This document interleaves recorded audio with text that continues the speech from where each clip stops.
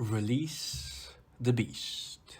Beach. Okay, so basically, I watched the second season of Drag Race UK in a day, probably died somewhere there in the process because of how long it took. But it was so fun. It almost goes without saying, but these UK seasons are so much more fun than the last couple of seasons of Drag Race. I mean, okay, that's subjective, but these seasons of Drag Race are very overproduced, and Drag Race UK just seems very natural, and it does remind me of the earlier seasons of Drag Race US. Now, why am I saying all of this? Well, because from my point of view, there wasn't much meddling from the producer's part, except when it comes to one particular queen, but we'll talk about that in the notes section. As you may or may not know, this is the point system in place, and without any further ado, let's get into it. In the last place is, of course, Joe Black. Joe Black pulled Morgan McMichaels on All Stars 3 on this season.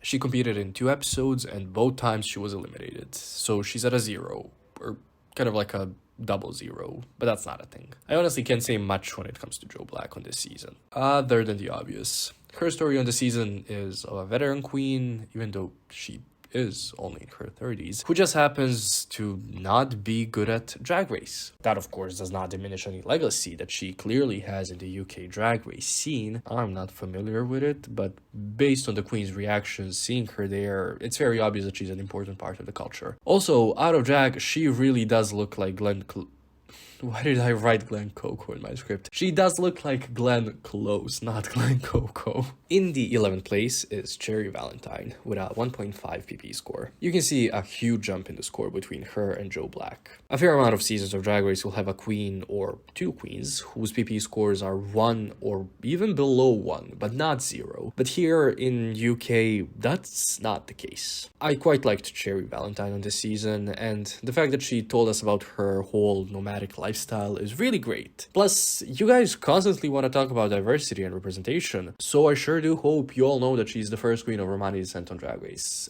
and I sure do hope you all are celebrating that. Plus, she is a nurse, and she worked all through the pandemic helping people, so that's great. Out of the first 3 eliminated, if I had to choose one to come back, I would have voted for Cherry just because of the fact that she helped people while we were all going through this. In the 10th place is Ginny Lemon with a PP score of 2. Now, the queen in the 9th place also has a PP score of 2, and she did spend more time on the season than Ginny, but Ginny full-on quit. She did not even try to fight to stay in the competition, so how can I place her over anyone, especially over the queen in the 9th place, but you'll see who that is. But we're talking about Ginny now. The whole yellow shtick I love, though it does seem to be kind of an unlucky color on Drag Race. I never really clicked with Ginny, but I will always stand with someone who isn't going to bend their morals or views of themselves for the sake of anything, especially if it's Drag Race. The queen that I fucking love is in the 9th place. Legend, Tia Coffee. I told you all already that I did not watch the season while it was airing, so Tia is the first queen that I saw on the season, and it was that clip of her in that green outfit talking to Michelle on the runway. That's the moment that she became my favorite. Plus, there is something about her demeanor and her face in drag that reminds me of one of my professors, who just is a fucking angel and the coolest woman I've ever met. So there's also that familiarity about Tia that made me like her. I was a little disappointed with her performance in the Snatch Game, especially since she was doing Mel B, my second favorite Spice Girl, but we're gonna ignore that. I was pretty hurt though, but she's still my favorite on the season. In the 8th place is Sister Sister. I implore queens that get eliminated in their 7 competitive episodes to have an overall score that's divisible by 7. These 6 recurring decimals each season are getting out of hand. While I was watching the season, I was taking notes just in case I needed to make a video on something in the season. And in all of my notes, I only wrote one thing about Sister Sister, that I liked her in the first episode, and that's about it. I mean, it's kind of sad, but Sister Sister alongside Ellie Diamond is very much so a filler queen on this season. Obviously, no hate to them. But what I do love about Sister Sister 2 is that during quarantine, she got all sorts of surgery done. Like, well done. I support you fully. Because of her pretty performance in the season, she has a -2 to her placement. In the 7th place is Stace. Oh, that kind of rhymes. Oh yeah, she is this low. Her low placement here is no surprise. She has only one challenge win, and that one only because she was part of the winning group in episode 5. And I'm guessing that she would not have been the winner out of those 4 girls, and then she has a 1 high placement. The rest of the season she was either safe or up for elimination. Granted, her bottom 2 performances are stellar, but because of them she has a PP score of 2.5 recurring. I liked Tace in this season, and I think that her dry sense of humor did not fully translate, but nonetheless we like her. However, there was no need for either her or Ellie to be in that final episode. Let me choose chaos for a second and say double sachet in episode 9. Not for their performances or anything, just like for the drama of it all. If we were to parallel this season with US's season 2, Tace would be like Jujubee. Likeable, a lot of confessionals, and she's the main lipstick assassin of the season. If they ever do International All-Star season, I sure do hope Tace is on it, because I think she has so much more to show. Do I even have to say that her episode 2 lip sync is one of the most stunning things we've ever witnessed on Drag Race? No? You already know that? Good. In the 6th place, placing 5 spots above her canon placement, is Astina. Yeah, Astina had a pretty interesting run on this season. She came in winning the first Maxi Challenge, saying how she could beat anybody in a lip sync as well, and then when she had to lip sync 2 episodes later, she was downright beat by Tia. Astina gave me very strong Akasha vibes with her cockiness, but like, she was still pretty fun to watch. Like, it's not the type of cockiness that we see in Drag Race US nowadays, where, for example, Utica and Olivia think that they did okay in Snatch Game. No. This is Astina knowing that she's stunning and a good performer and being very confident about it, as she should be. The stars just did not align for her, but as the Trump voter Paris Hilton once said, stars are blind. One of the first things that we hear her say is, I'm rude. No, you're 27. Speaking of that double sachet that should have happened in episode 9 for the drama of it all, in the 5th place we have Ellie, looking like Rachel Green in that one episode of Friends here in her promo look. Ellie had no wins on this season, and she was the youngest contestant, quite often overlooked by the other queens. Does that remind anyone of Tatiana on season 2?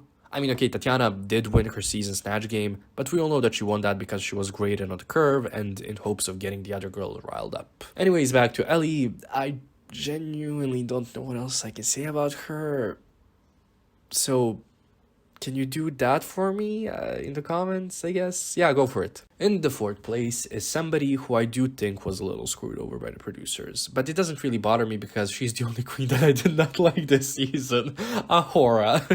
She gives me very strong Adore Delano on season 6 vibes, but without the whole young queen, deer in the headlights, a person who grows, matures, and gains more and more confidence in the season. So basically, she's Adore without all of the good parts of her story. Obviously, and as I've heard from people talking about her like in real life, that was just how she was portrayed on the season, not how she is. But I do know that many people enjoy the horror on the season, so consider what I've said my unpopular opinion. It's a shame that she got eliminated, but with her elimination she joins Angina, Jessica Wilde, Valentina, and 1 or 2 more queens, I don't remember, in the group of never landing below save before getting eliminated club. If what I just said confused you, wait until the notes before you comment anything, and in general, wait until the end of any video before you comment, so as to have all the information that the creator wants to share. In the 3rd place is Veronica Green, with an impressive PP score of 3.75. Veronica, as you may or may not know, was the queen most affected by COVID, competition-wise, as she tested positive before the show continued filming, so she couldn't come back. Much like the likes of Eureka, Bindala Creme, and Willem, her score is this high because in the last episode that she competed in, she still earned points. We'll be seeing more of Veronica on season 3 of Drag Race UK, so let us wait until then to talk about her. In the 2nd place in this ranking here is Lawrence Chaney. Oh wait, let me try it.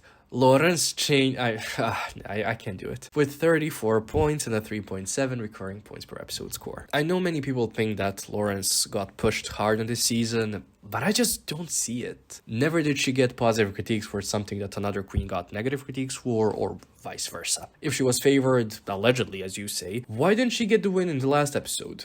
Because if she had won, she and Bimini would have had the same track records. And then if we were to exclude the mini challenge wins, In that scenario, Lawrence would have had a better track record than Bimini. Paired it up with a slightly more winner-esque edit, meaning instead of showing her succumbing to her downfall in Snatch Game, they could have showed her as prospering and beating the odds by coming back on top. And voila, they would have had their first big girl winner, and she would have been the best competitor. Two birds with one favoritism stone. But that did not happen, did it? You can't just say that you don't like Lawrence or that you prefer someone else over her and still see her for how great of an entertainer she is. That's fine, guys. The world is not black or white. I really liked Lawrence in this season, and that's what I'm going to edit on. And in the first place is, of course, Bimini Bon-Boulash, a name I have no understanding of whatsoever, and that always reminds me of this clip. Boopy-dee scoop, scoop-dee-dee whoop.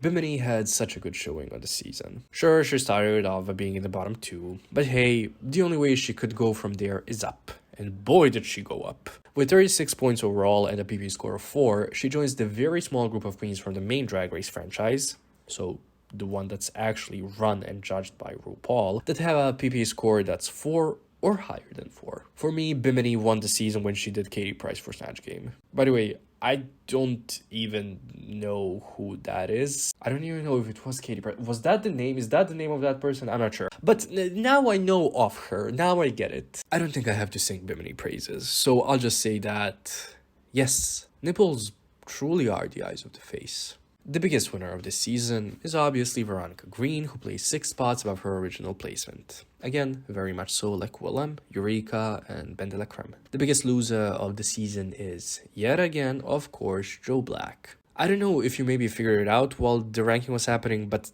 Tace could have been the biggest loser if she had won the season. She would have placed 6 spots below her original placement.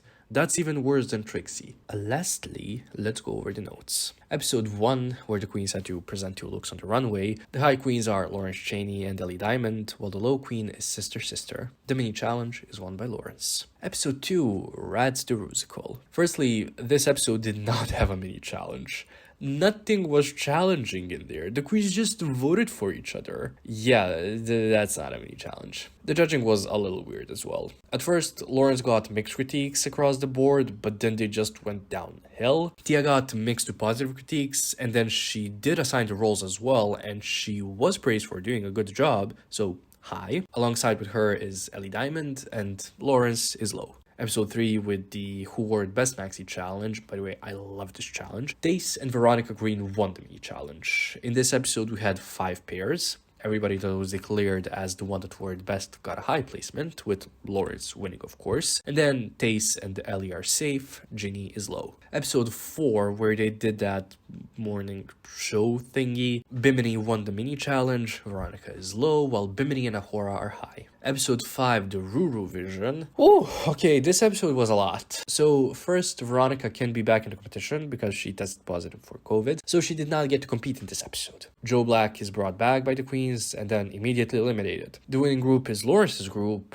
and for the first time in Drag Race history, we have 4 winners. Yes, we do. Thus, the remaining team can only be low or in the bottom 2. Even if we were to consider any of the queens safe, most of their critiques lean more towards low. So, Sister Sister and Ellie Diamond are low. Episode 6. For Snatch Game, Ahura and Tace are high. Yes, guys, Ahura was 100% high. Her critiques were mostly positive. She was left there with Lawrence and Tia for the sake of drama. No. Since I know that there will be comments about this, let's go over the critiques that she got. Michelle first tells her that her choice was risky, but that she was funny. So that's a positive critique on her being funny. Risky is neither positive nor negative, but given the fact that it's connected with the fact that she was funny even though it was risky, that's like 2 positive critiques at once. In the same critique, Michelle also says that she does not know if Ahura's risk paid off, which does not make sense with the fact that she said that she liked the performance and found it funny. So again,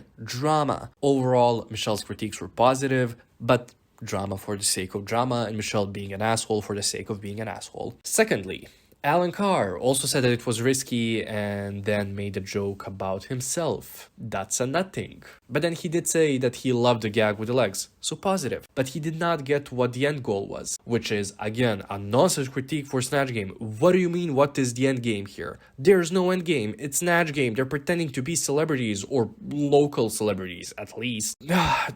We're a horror, yeah. He later says that he was not blown away with her Snatch Game, but he still told her that there were bits that he liked. So let's say that that's middle of the road plus drama for the sake of drama. And then the guest judge, whose name escapes me right now, also says that she thought that it was risky, meaning her choice, a horror's choice that was risky. She did not know that there was an end goal, but that in the end it was actually good. So that's a nonsense critique with a good critique. So we got positive, mixed, nonsense plus positive. Overall, that's a positive and so a high placement. On top of all of that, she got positive critiques on her look, only being told that the face mask maybe covered a little too much of her face. A horror was high. End of discussion. Episode 7, Lockdown Superheroes. Ellie Diamond is high, and going down the line, Lawrence is safe and Bimini is low. Yes, Lawrence is safe and Bimini is low. Guys, come on. On one hand, Lawrence got more positive critiques this episode than Bimini, and on the other, based on what Ru said, Bimini would have been in the bottom 2 had she worn her original look, so she was helped from that bottom 2 placement into a low placement. What's not clicking? Episode 8.